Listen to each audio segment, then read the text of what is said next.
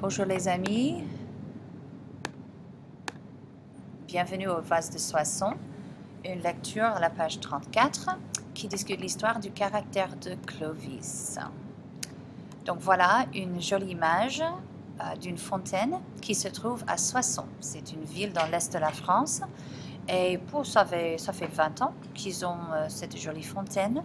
Voilà aussi des liens que vous pouvez utiliser pour savoir plus sur le Vase de Soissons, cette histoire et Clovis.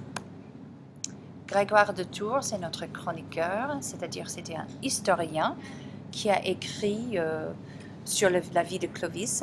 Il faut se souvenir que les chroniqueurs ne sont pas objectifs, ils sont très subjectifs et que Grégoire de Tours était un grand fan de Clovis. Il était évêque et donc il admirait beaucoup que Clovis se soit converti au christianisme.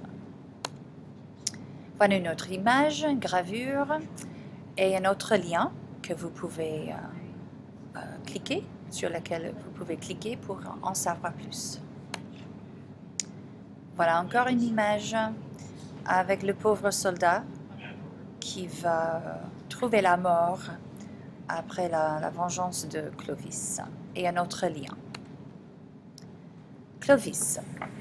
Un des épisodes les plus célèbres de la vie de Clovis, c'est l'histoire du Vase de Soissons.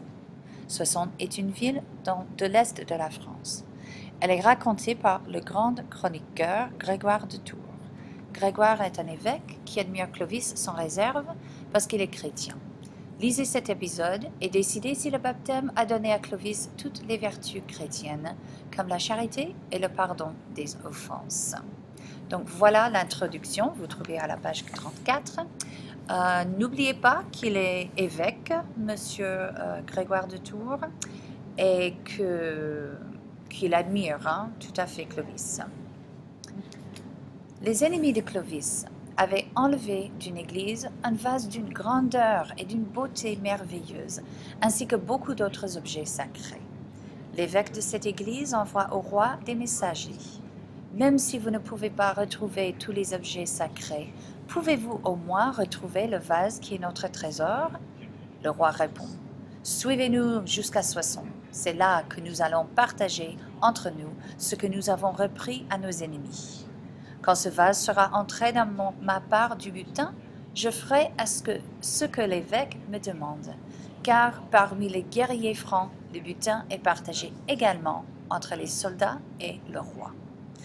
Donc, il y a des objets sacrés dans chaque cathédrale et il y avait beaucoup de voyous, beaucoup de gens méchants qui allaient dans les églises pour les voler.